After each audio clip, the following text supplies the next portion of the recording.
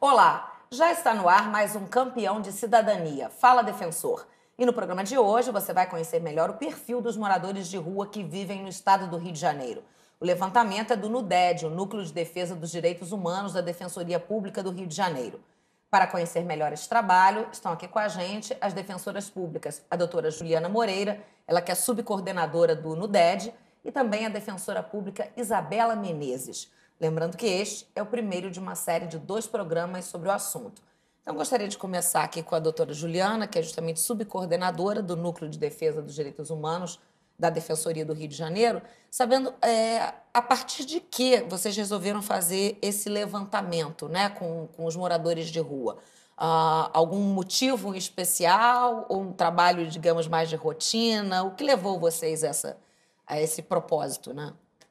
Cris, esse propósito foi o Núcleo de Defesa dos Direitos Humanos, ele se preocupou em promover uma política específica de atenção à população em situação de rua, especialmente em razão do seu caráter de vulnerabilidade extrema dessa população, a invisibilidade social e governamental e também a dificuldade de acesso a direitos. Então, é muito difícil que um morador de rua ele venha até nós. Então, nós estipulamos uma política inversa. Nós vamos até onde está a população de rua para conhecer essa pessoa. Quem é esse morador de rua? Quais são as suas principais demandas? O que nós podemos fazer para poder promover a sua inclusão social? Acho que isso foi o que nos motivou a elaborar um projeto específico para a população de rua. E esse projeto ele foi elaborado e foi apresentado no Ministério da Justiça. E, a partir daí, formalizamos um convênio e já estamos em 7 meses de execução desse projeto. E os frutos são bastante positivos. Apesar dos resultados serem parciais, a partir desses resultados já podemos estabelecer metas e ações concretas e mais voltadas para as suas demandas.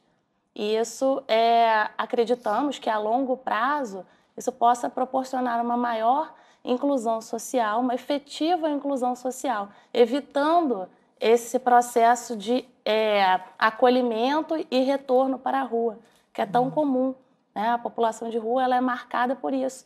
A pessoa é recolhida para um abrigo e logo em seguida é encontrada de novo nas ruas, porque ela não tem essa... É um vai e vem, né? É um vai e vem.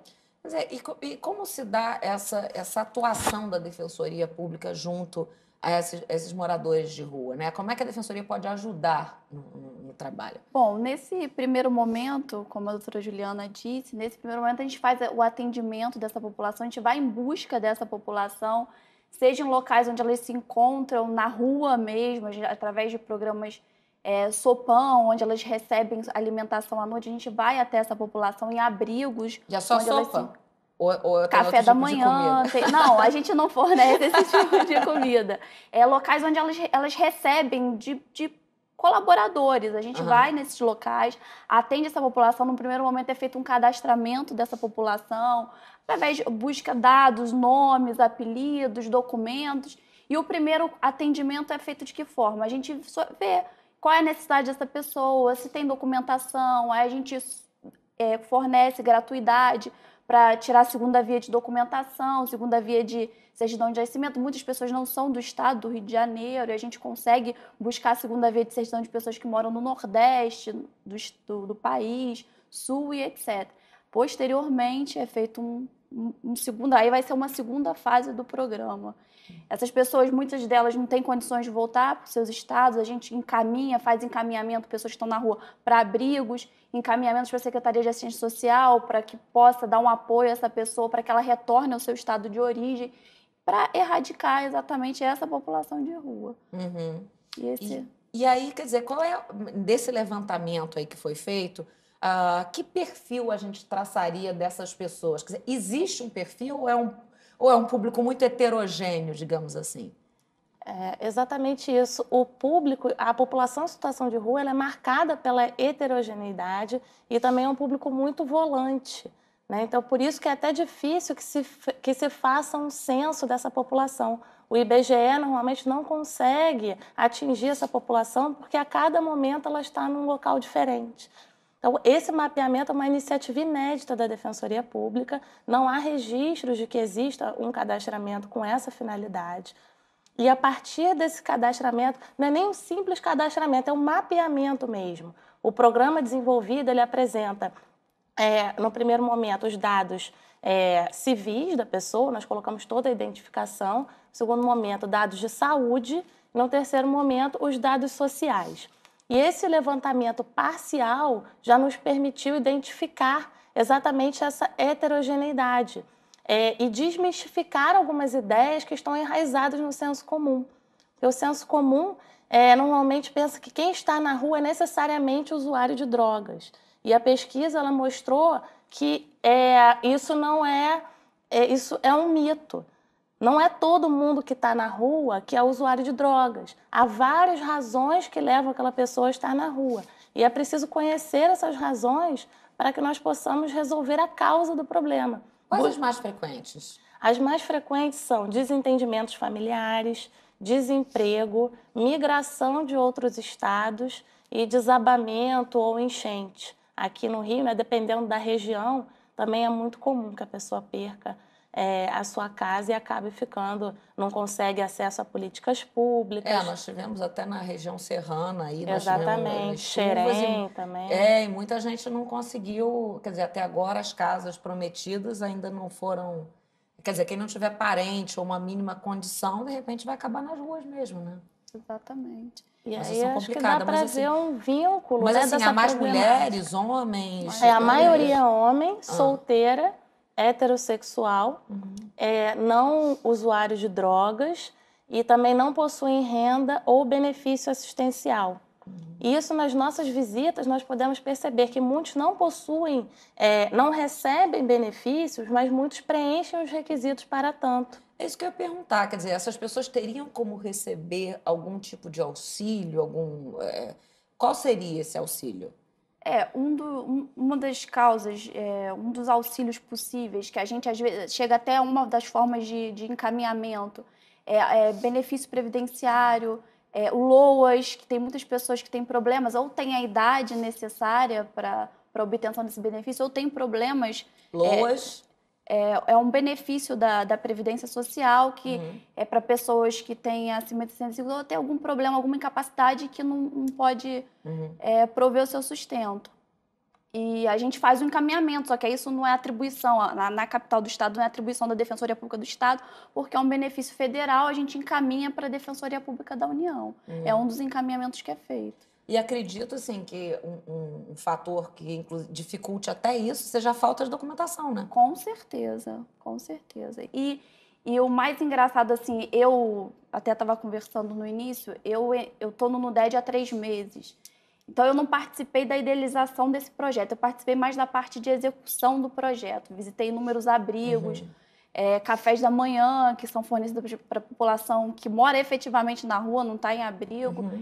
E é engraçado que quando você tem contato com eles, a grande maioria que não tem documento, porque tem gente que tem todos os documentos e a gente atende, a gente pergunta, e aí, tem documento, tem identidade, tem certidão de nascimento?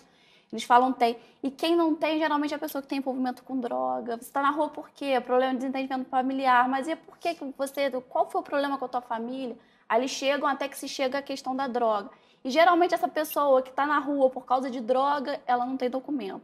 Quem vem de outro estado, que está aqui por questões financeiras, que não tem condições financeiras de ter um lar, geralmente essa pessoa tem documento. Então é todo um perfil do morador de rua. Quer dizer, que vai variando, há diversos perfis, né? Exatamente. Digamos assim. Exatamente, é muito interessante. No primeiro momento que a gente tem contato com ele, esse programa ele é apaixonante.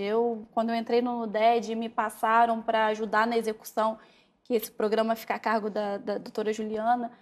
Ele é apaixonante porque você tem efetivamente contato com essas pessoas que precisam de você. E no primeiro momento elas se assustam. Mas era isso que eu ia perguntar, assim, como é que foi, na verdade, as duas coisas, né? As duas situações. Como é que eles percebem a aproximação de vocês? E outro, quer dizer, no seu caso, então, que é bem recente, apenas 3 meses, como é que foi esse primeiro impacto, né? E aí depois também a doutora Juliana pode me falar o dela, que já é mais antigo. Mas assim, como é que foi o primeiro impacto? O mais assim, interessante é que quando você chega, eles ficam naquela, porque quando você faz o cadastramento deles, você precisa tirar foto, você tira as impressões digitais, e eles ficam num primeiro momento assustados. Pra que é isso? Estão me fichando na polícia? Aí você tem que sentar com eles, explicar, olha, isso aqui é da Defensoria Pública, a gente está aqui para ajudar vocês, precisamos saber se vocês têm documento, o que vocês precisam. Aí você tem que explicar que não tem qualquer vinculação com o dado da polícia, que muitos Mas a gente vai continuar receosos. explicando no próximo bloco, que já me fizeram um sinal aqui que a gente precisa ir para o intervalo. Tá ótimo. Mas é rapidinho, a gente volta em 1 minuto. Não sai daí. Volta hoje conhecendo melhor o perfil dos moradores de rua do estado do Rio de Janeiro.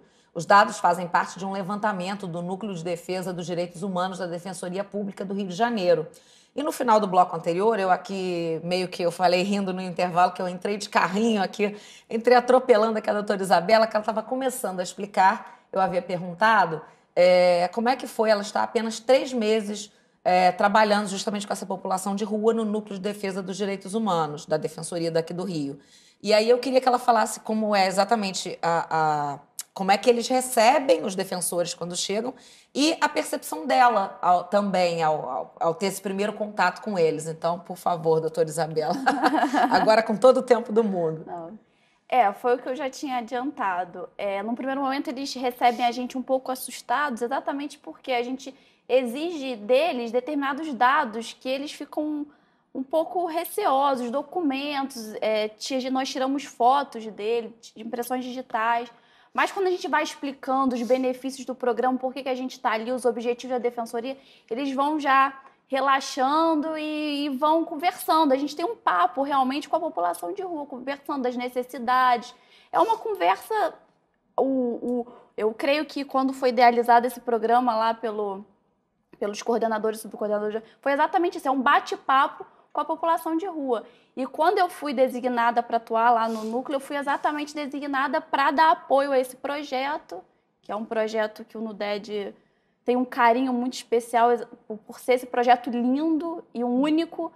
E eu fui exatamente para ajudar a doutora Juliana nesse projeto e eu me encantei, como não tem como a gente não se encantar por esse projeto. Qual a sua primeira percepção ao encontrar com eles? Era o que você imaginava? Não era? Como é que foi? O primeiro abrigo que eu fui por esse projeto foi um abrigo que acolhe idosos. Então, a primeira impressão que eu tive foi uma impressão tranquila. Posteriormente, num segundo momento, eu fui atender efetivamente aquelas pessoas. A gente foi num café da manhã, que é fornecido por uma instituição religiosa. Eles vão de manhã lá, recebem o pão, o café e depois voltam para a rua. Esse primeiro momento... nesse segundo momento que eu vi o que era efetivamente uma população de rua.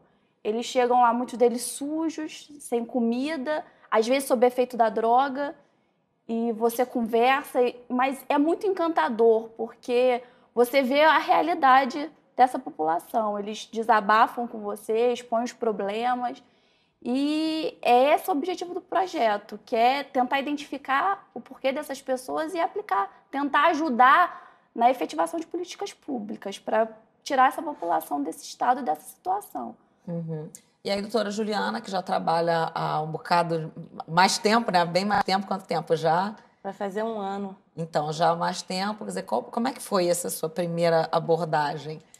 Pois é. Ainda se lembra? Lembro muito bem. Bom, essa abordagem com a população de rua, ela é sempre muito delicada. Então, houve uma preocupação do NUDED, no primeiro momento, de realizar bate-papos com a comunidade, de fazer reuniões com as lideranças, porque a população em situação de rua possui lideranças e movimentos bem organizados, isso é curioso.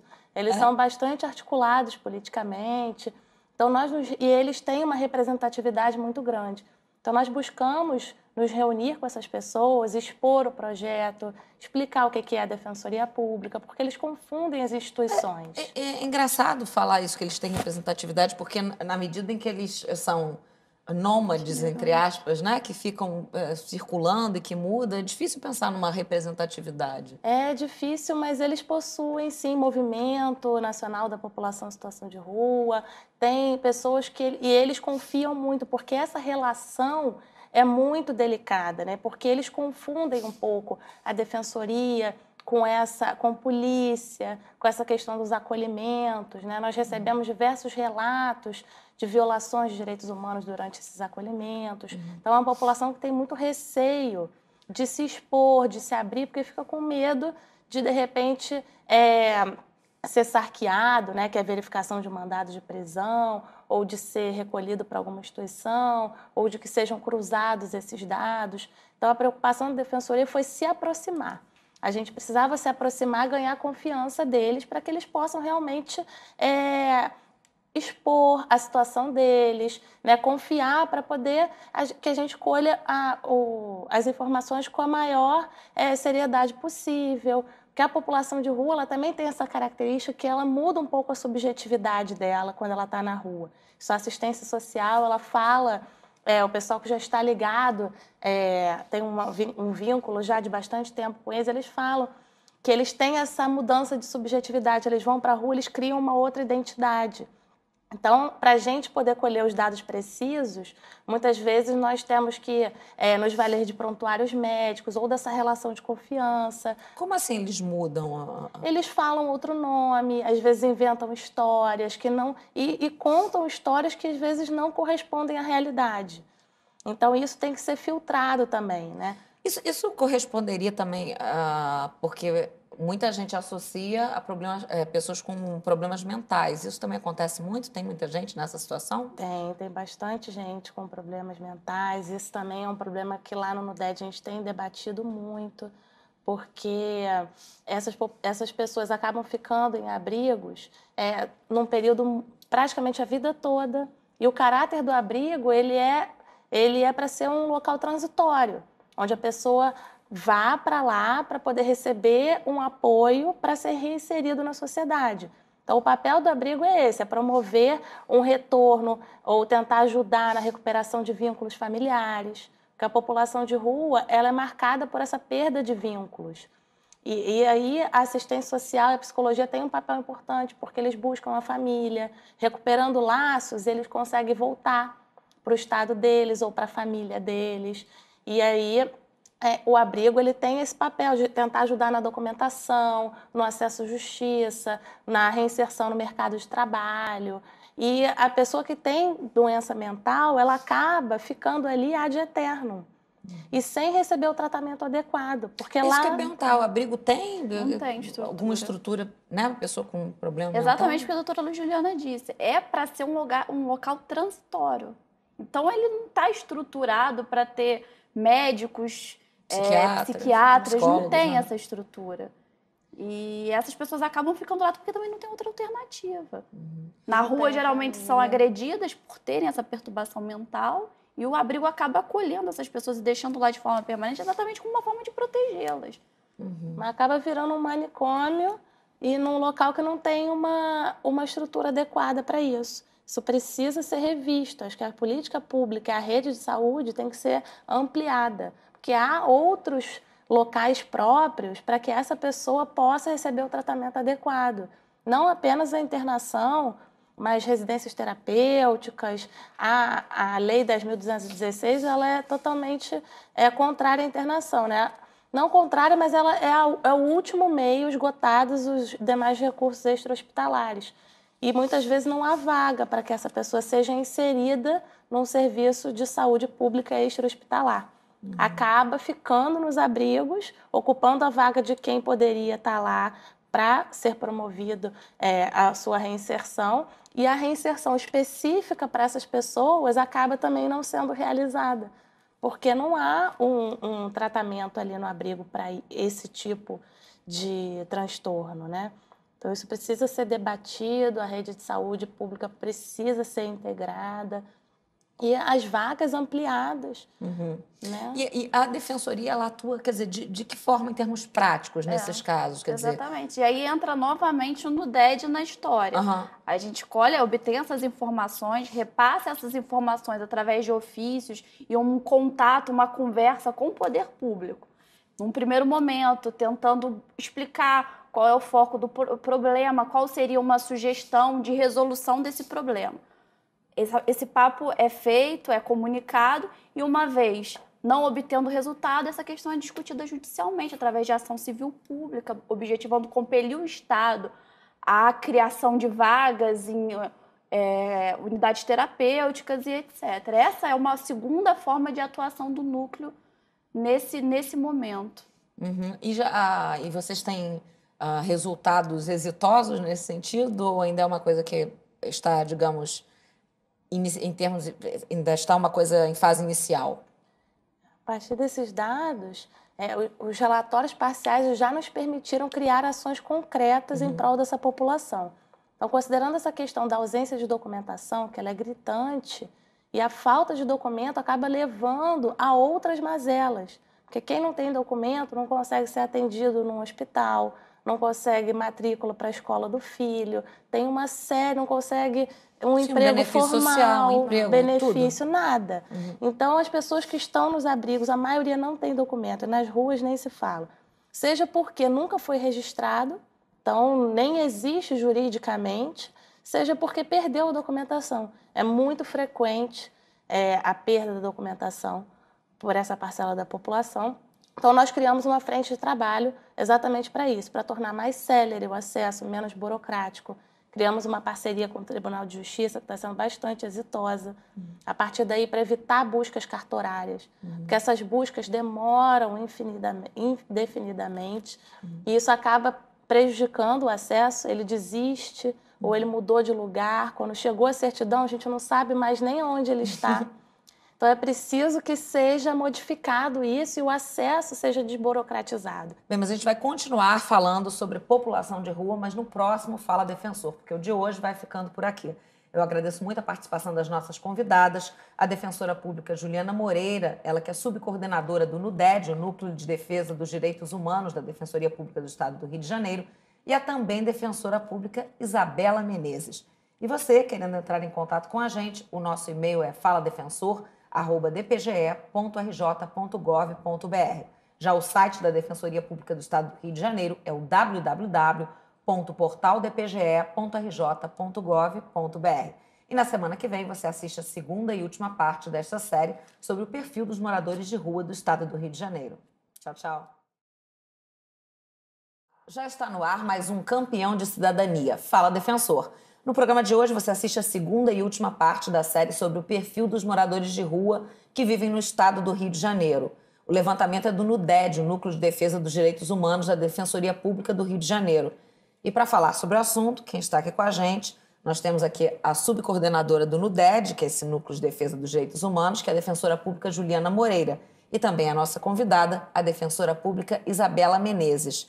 Eu gostaria de saber exatamente, a gente estava falando no programa anterior, sobre o perfil da população de rua, quer dizer, como é que eles recebem a defensoria e tudo mais.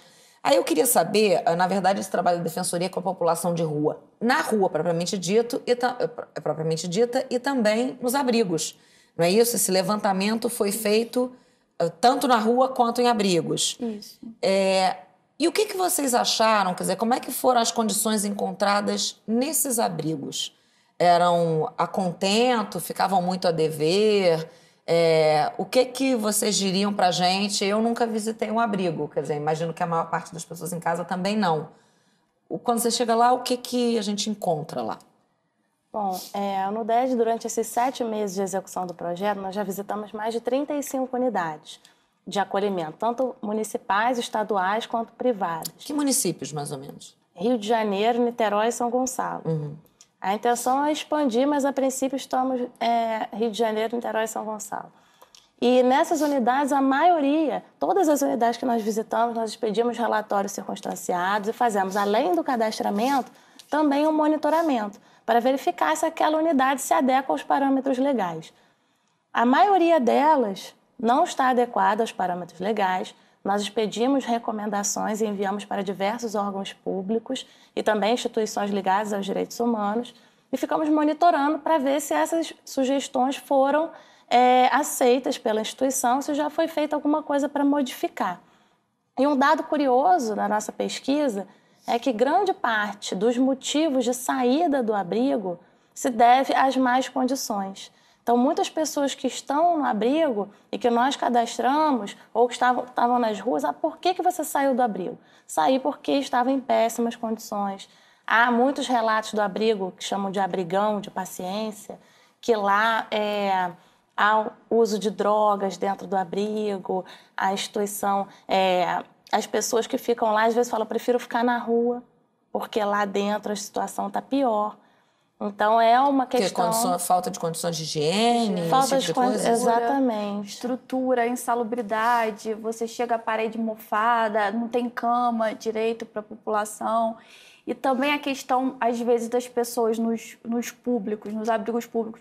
A violência que os fiscais, as pessoas tratam aquela população que está lá dentro, agredindo, exatamente, às vezes, por causa do uso de drogas, mas não se trata ninguém com agressão.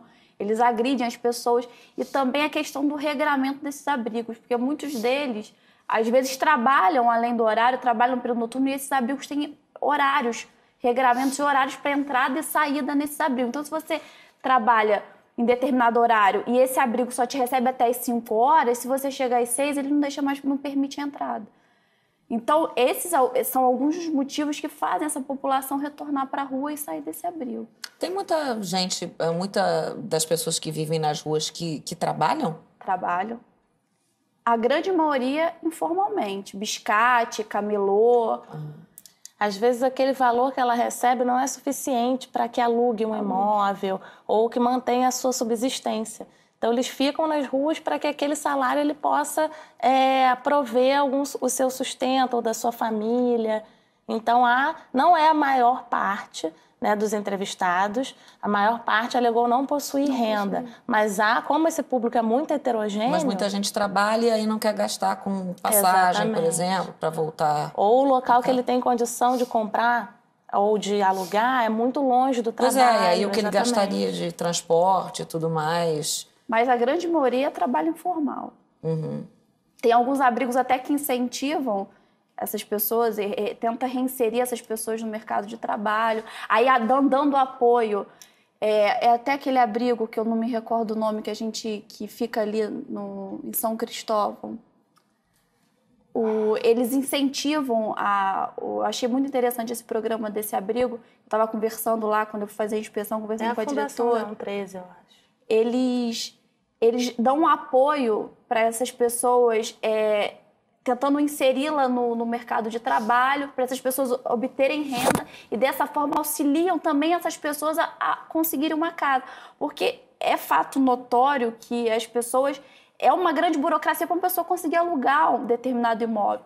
Então, às vezes, não tem conhecido, não tem endereço. Você busca o endereço, qual é o seu endereço anterior? O endereço de um abrigo. Aí rola aquele preconceito. Uhum. Como é que eu vou fornecer, alugar para uma pessoa que era moradora de rua? Aí, cabe a esse abrigo fazer essa intermediação. Chega lá, fala, não, ele estava aqui no abrigo. Tenta ter esse diálogo com essa pessoa para tentar exatamente aquela conversa que a gente teve anteriormente. Por quê? Porque a finalidade do abrigo é transitória. Uhum. Tem um dado curioso também, só para complementar, essa questão da falta de residência. A Defensoria até conversou com o Ministério do Trabalho sobre isso, porque exigia-se para a expedição da carteira um comprovante de residência. E aquela pessoa que está nas ruas não tem. Então, isso dificultava até o acesso à carteira de trabalho. Há pessoas, nós encontramos, né, nos abrigos... E aí, sem trabalho, dificilmente vai ter residência. Não consegue residência, exatamente. E aí, o objetivo, quer dizer, a Defensoria Pública, ela busca, na verdade, existe algum programa, alguma coisa nesse sentido, exatamente para tentar fazer com que essas pessoas saiam das ruas? Sim, a Defensoria tem buscado parcerias. A gente buscou parcerias na sociedade civil para celebrar convênios com instituições que promovem essa reinserção no mercado de trabalho, um balcão de empregos para tentar vaga. Fizemos também com o Ministério do Trabalho para nos acompanhar nas visitas e expedir carteira de trabalho imediata. Fizemos também com o Detran para expedição também de documentação civil. Nós estamos tentando buscar parceiros exatamente em todas as áreas ligadas à saúde, à educação ou à promoção social, nessa questão de mercado de trabalho, de lazer, que eu acho que todos os atores devem agir integrados. É necessária essa união de forças, porque um sozinho é muito difícil. Então, a assistência social trabalhando sozinha lá no abrigo, ela não vai dar conta de tudo. Então, é preciso que a Defensoria esteja junto, que o tribunal, que todos os atores das diversas esferas se unam para a promoção de uma verdadeira inclusão social. Não adianta, né, nós tirarmos aquelas pessoas das ruas e não promovermos essa reintegração, não efetivarmos a cidadania delas. E eu acho que muita gente também, a gente falava anteriormente também, pessoas que perdem suas casas, né, e acabam, por exemplo, enchentes, a gente viu na região serrana aqui do Rio de Janeiro, de milhares de casas que foram prometidas, na verdade até hoje só foram 50 entregues. Então, e muita gente com direito ao aluguel social, apesar de toda a documentação correta, tudo feito direitinho, conforme manda o figurino, e não tinha conseguido receber esse aluguel social. Quer dizer, aí duas medidas, ou a pessoa consegue ficar provisoriamente na casa de parente, ou pagar, quer dizer, são 3 possibilidades, ou pagar alguma coisa. Eu vi uma senhora lá com o filho pagando R$200, que é muito, assim, para quem, né? Para quem não tem muita coisa. Ou a pessoa acaba parando nas ruas mesmo, né? Quer dizer, ainda é uma outra vertente da população de rua, né? Uma das causas que restou constatado é exatamente essa. Estão desabrigados por causa de acidentes naturais.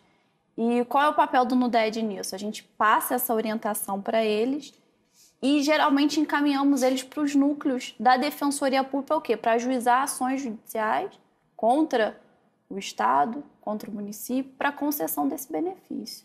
Essa é uma das funções, porque esse programa é como se ele fosse o porta-voz dessa população. A gente dá auxílio jurídico, encaminhando eles ou para a Secretaria de Assistência Social, se esse benefício jamais for requerido, ele faz jus, então a gente encaminha, ou se faz jus e foi indeferido, a gente encaminha para o núcleo de primeiro atendimento da Defensoria Pública para ajuizar uma ação judicial para que seja compelido a conceder esse benefício.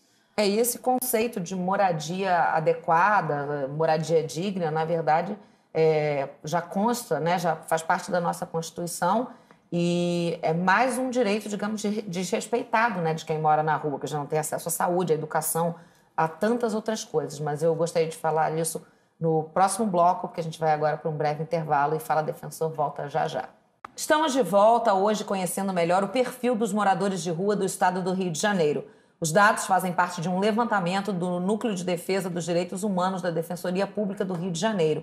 E dentro desse perfil, que na verdade são vários, pelo que a gente estava falando, aqui é uma população bastante heterogênea, falávamos das pessoas que perderam suas casas, enfim, ficaram sem moradia e acabam não recebendo aluguel social e acabam indo parar nas ruas, né? Quer dizer, o que acontece aí? É uma falta de...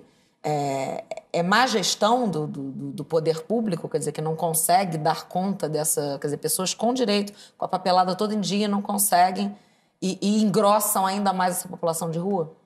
Pois é, acho que são várias causas. Uma delas é a falta de conscientização em direitos. Na época da enchente lá na região serrana, nós participamos, a Defensoria Pública participou ativamente, conversando com a família. Às vezes ela tem a documentação, mas não vai ao local correto, dá entrada num outro órgão, ou acha que foi na Defensoria. Eu fui na Defensoria, mas quando a gente foi ver, não foi na Defensoria. Então, às vezes, há essa dificuldade do acesso, deles efetivamente pleitearem aquele direito. E há também os casos em que a pessoa foi no local correto, ingressou com a documentação e, por conta de trâmites burocráticos, acaba não recebendo. Demora ou está sob análise e aquela pessoa está nas ruas. Ela precisa daquele direito efetivado imediatamente. E por conta de uma negligência, de burocracia mesmo, que nós sabemos que existe, acaba tendo a sua moradia, o seu direito à moradia ou à implementação de benefício assistencial violado, né? E isso realmente precisa de um maior diálogo entre as instituições, de uma conscientização em direitos, que eles saibam a quem procurar, onde procurar. E isso foi uma constatação que fizemos na análise do acompanhamento, né, da Defensoria Pública nessas enchentes. E uma coisa também bastante frequente, às vezes a gente vê começa uma aglomeração, começam 2 pessoas, 2 moradores de rua, daqui a pouco vai aumentando o número, mais 10 tal, e aí começa a nascer uma comunidade num determinado local. Às vezes embaixo de um viaduto, num morro tal. Mas ainda não há nenhuma construção, alvenaria, nada. Ainda dormem com papelões, plásticos. Essa população ainda é considerada população de rua ou não? Já é uma comunidade? Quer dizer, existe essa definição assim? Não. O conceito de população em situação de rua, ele está na Política Nacional de População de Rua e são pessoas marcadas por uma extrema vulnerabilidade, tá, em condição de pobreza, miserabilidade extrema e marcado pela ausência também de uma residência fixa. Então, eu acredito que essas pessoas ainda sejam consideradas pessoas em situação de rua, porque aquela residência, por mais que eles tenham fixado, a população de rua, ela fixa, é engraçado, aquilo ali para eles é a residência deles. Ele tem, né? de repente, embaixo daquela marquise. Isso, é o local deles. Aquela latinha que ele tem é um bem, assim, que tem um valor para ele inestimável. Então, eles criam, né, aquela realidade deles, mas dentro de um parâmetro mínimo de dignidade, entendemos que aquilo ali ainda não é população de rua. Exatamente. E a gente, no programa anterior, a doutora Juliana falava da invisibilidade da população, né, dessa população de rua. Muitas vezes o poder público só se preocupa quando vem, por exemplo, o turista vem, é uma coisa que assusta, né? Aquela impressão de violência, que, aliás, até gostaria de esclarecer, saber se é uma impressão, se realmente... Quer dizer, a população de rua, muita gente vive de pequenos furtos ou não, se é uma falsa impressão, não sei. Mas, enfim, aí o poder público começa a se preocupar e nós vamos ter agora grandes eventos, né? Então, a população de rua talvez fique mais visível, porque até nós tivemos, de uns tempos para cá, a situação do crack, o advento do crack, talvez tenha dado visibilidade à população de rua, né? Aquelas imagens até assustadoras de pessoas parecendo zumbis atravessando ali a Avenida Brasil, né? Então, isso deu uma certa visibilidade à população de rua, de uma forma negativa sempre. Quer dizer, qual é a análise que vocês fazem disso, né? Agora vai ser um momento exatamente com eventos internacionais em que o poder público vai, de fato, se preocupar com essa população ou vai ser mais uma questão de jogar para baixo do tapete? Exatamente.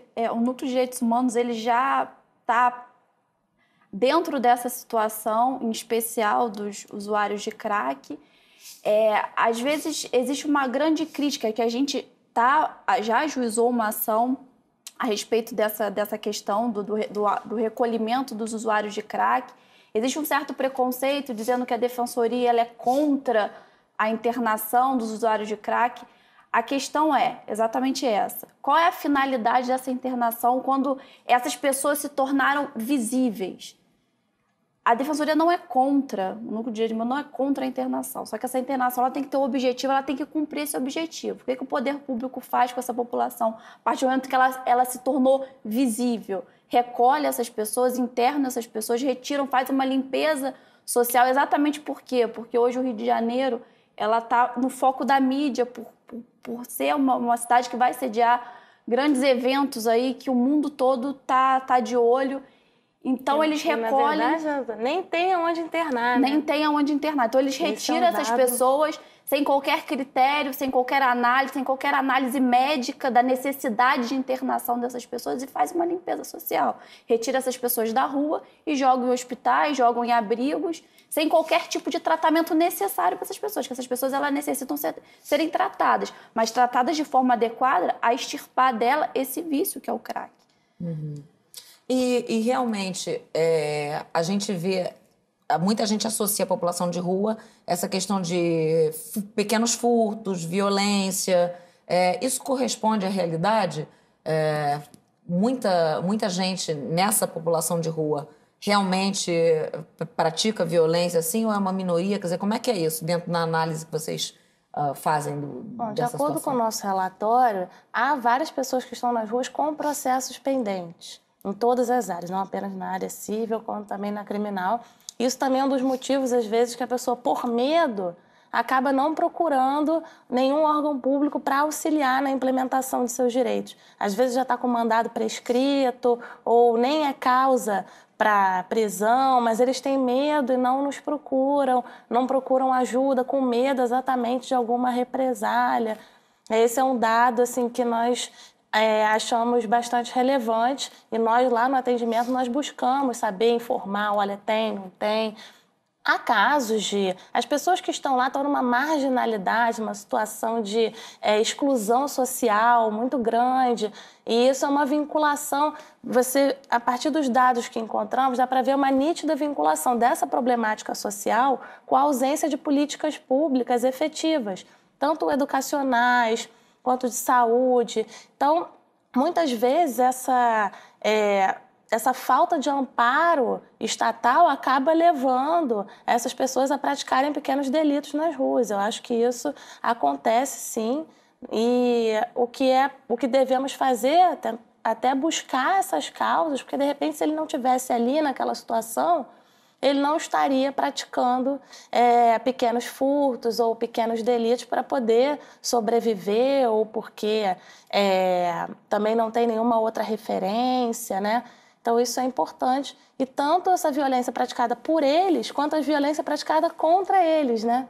Que há os dois lados. Uhum. Eles também, muitas vezes, praticam, sim, e também os órgãos públicos, que nós não podemos admitir também isso, né? Uhum. Ainda mais vindo de um órgão estatal, uhum, que esses recolhimentos sejam feitos violando direitos humanos. Isso...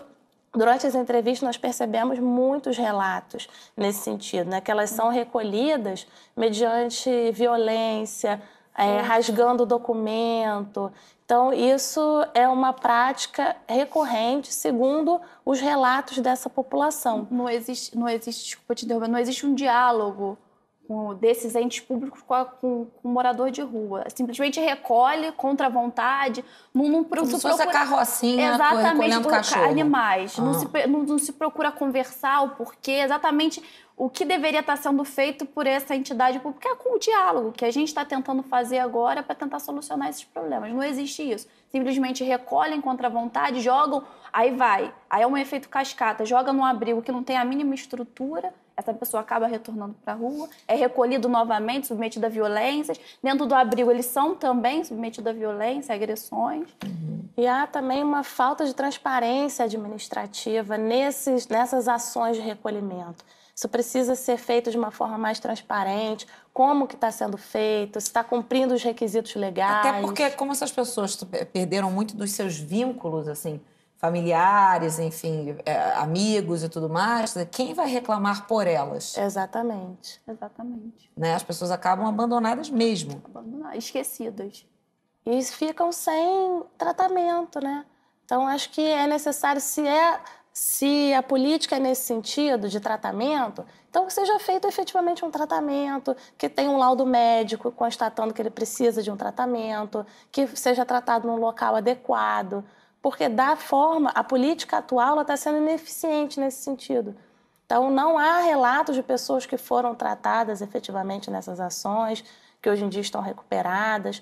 Então, é preciso saber aonde se está gastando o dinheiro público e se essa política pública realmente está sendo eficiente. Uhum. É isso que precisa ser debatido. Acho que é um momento muito importante e esse mapeamento ele vai permitir realmente essa discussão com dados concretos, com dados objetivos, demonstrando quem são essas pessoas e o que elas precisam. Para que não fiquemos só nos achismos, né? Nem jogando as pessoas em depósitos de gente que não levam a nada nem a lugar nenhum.